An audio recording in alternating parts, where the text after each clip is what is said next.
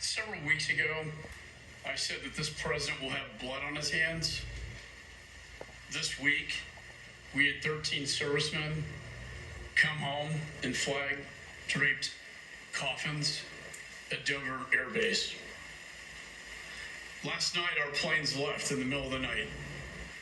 We left Afghanistan as the Taliban celebrated their victory. And we've all seen the images and how sickening it is that we had an unconditional surrender to the Taliban. This president announced a complete withdrawal with no conditions, time certain. That was a surrender of the United States to the Taliban. Now they're celebrating their victory over the United States of America.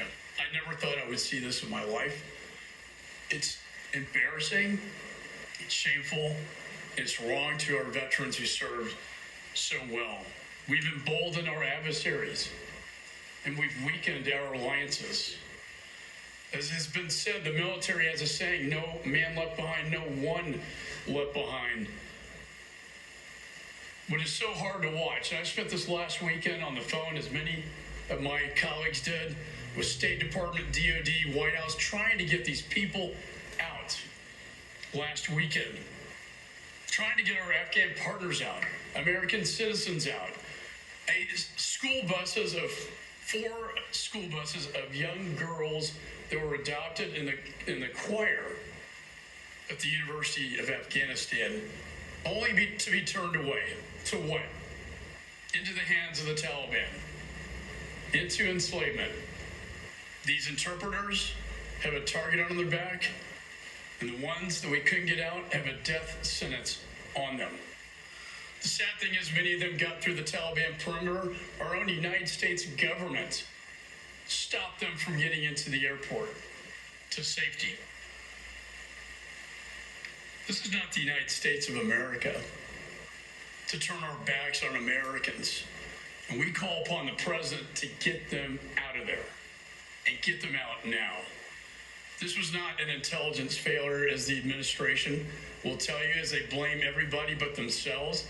They made this decision. The intelligence community got this right.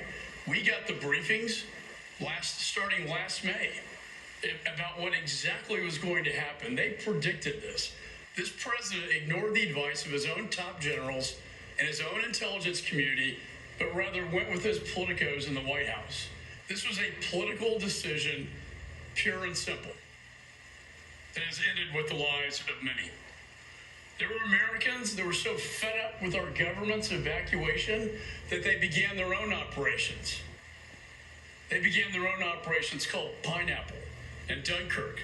They are the heroes. These task forces that got Americans and the interpreters out to safety when this administration wanted to leave them behind.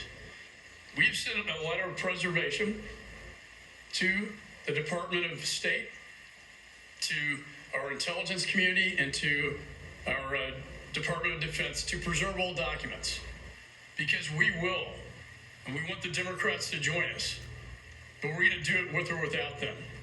We are going to investigate this and exercise our constitutional authority of oversight to get to the bottom of how did this get so wrong? How did this get so bad? So let me conclude by saying to our veterans who served, and I chaired Homeland for a long time, you served us well.